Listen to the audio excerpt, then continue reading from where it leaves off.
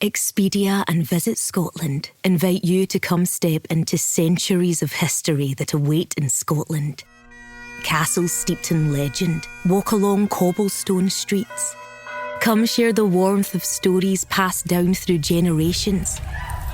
This is a place with a past that is fully present today and all yours to explore.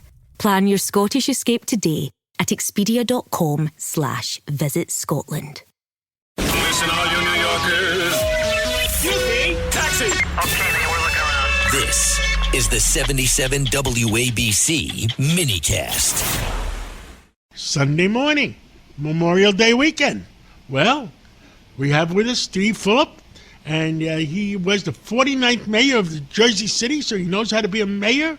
And now he's the president of the New York City partnership that Kathy Weil was president for forever. Well, Steve Fulop, you know, there's a lot of problems in New York, and give us an update. It's a Memorial Day weekend. You get to relax for at least a day. Yeah. Tell us what the heck is going on. Look, the city moves fast, so I don't think there's a lot of time to relax.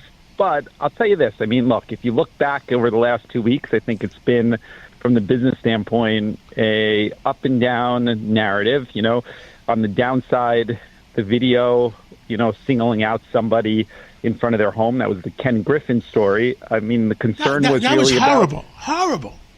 Yeah, because I don't think you should turn anybody into a villain, especially in a world where you have CEOs that were assassinated, like the United Healthcare situation. You had a shooting at Blackstone last year. So I don't think you should ever single anybody out, even if you believe in a policy. So that was bad.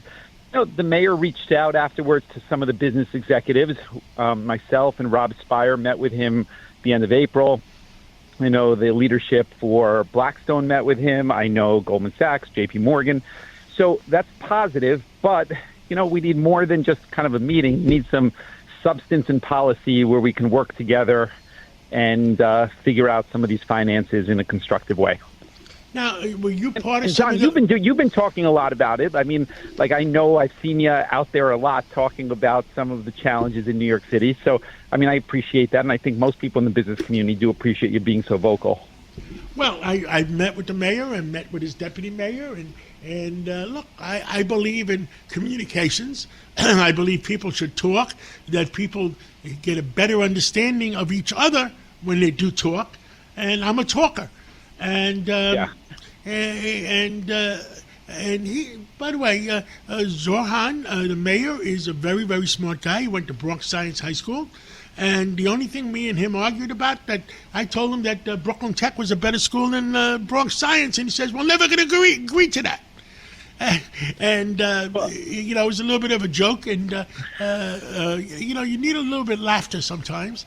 And he's a smart guy, and he knows he could be very successful, or he could be at the edge of disaster. So I said to him, you get to pick your choice. Which one do you want?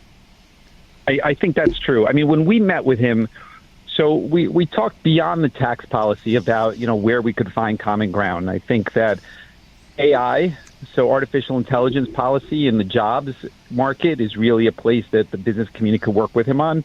You know, figuring out the childcare and how to fund that in a responsible way. That's another place that we could work with him on. And then housing. You know, we have a lot of people that have a big expertise in the housing front. And, you know, to the mayor's credit, you know, the day after Rob and I met with him, so Rob Spire and Albert Bourla are the co-chairs for the partnership. One's the CEO of Pfizer, one's the CEO of Tishman Speyer. Day after we met with him, you know, they followed up and they set up a briefing meeting with Deputy Mayor Julie Su on the Sunnyside project, which is the one that Heath went to, Mamdani went to. I was treated the same way. He turned me over to Julie Su. Well, you know, look, I don't mind, because I know that his day is busy. I mean, as long as there's substance and follow-up and he's involved in it in some way, I'm okay with it. The Sunnyside project, I mean, look, he needs help from Donald Trump. There's no question about the president needs to be helpful. He went to the president asking for help. A lot of people in the partnership, and you included, have very good relationships for a long time with the president. So the fact that the mayor's asking for help and trying to brief people on that, that's a good thing. But got to get the details and see where we overlap on that. Look, He's a smart guy. You're not going to take that away from him. And it's up to him to decide which way to play it. I mean, we love New York. And if you force people to leave New York, and I was on Brian Kilmeade's show before, and I was on a few other shows, if you force people to leave New York, guess what?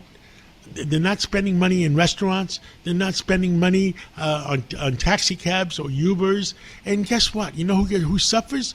The waiters, the busboys, the cab drivers, the Uber drivers. Those are the people that. And a guy like me, I'd probably spend $1,000 a day.